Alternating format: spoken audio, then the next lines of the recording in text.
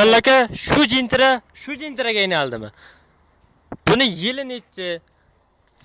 Xo'p, assalomu Shu alaykum haqida bir- hurmatli kanalimiz a'zolari. Bu mashinamizning yili, ya'ni mana bu Ramamiz yili 21, yan qo'ygan kuzovimiz yili 25. 25 ko'zib bosganingizda bu jintiramizni Ramas 25 ming kutadimi, yoki bitta 21 bo'lib qoladimi?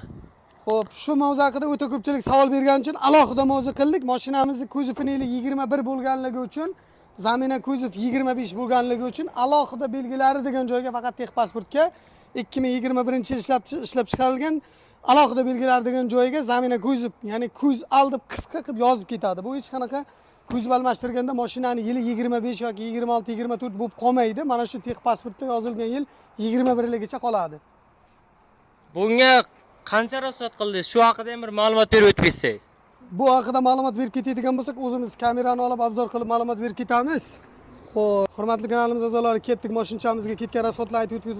Ramasini oldik, mashinaning ramasini $1000 ga oldik. Dokumenti, shot spravkasi hammasi ichida, faqat kuzovini o'zi, ya'ni rama deganda mana shu holatda tushuniladi.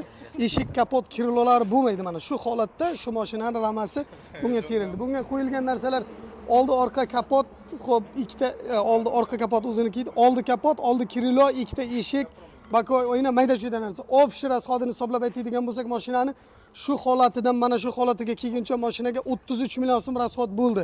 Bizning mehnat haqqimiz shumizatsiyasi ichida faqat hamma materialni olib berdi. Shumka qilib berish, elektrik, motoriz, kuzov ishlari hamma mana shu darajaga kelguncha mashinamizga xo'p 8 million so'm rasxod bo'ldi. Hozir mana faralari xira, bu ikkita uzuni eski fara sinmagan edi. Shuning evaziga faralarimiz xira. Bunda hozir bug'ib turgan narsalar avtomat diskga qo'yib, old orqaga fara qo'ysa chiroyli chiqib ketaveradi mashina. Holatini ko'ryapsiz. Siz salonlarning ichigacha, motorlar ichigacha ko'rsatib o'tib ketamiz. Endi 33 millionning ichida mehnat haqqimiz ham hammasi ichida bo'lib ketyapti. Mana ko'ryapsiz, salon qismlari ham mashinaning idealni terilgan. Ayrobaklarimiz o'tgan, ayrobaklarigacha almashdi mashinani. Xo'p, motor qismini ko'rsatamiz. Motorni ochir.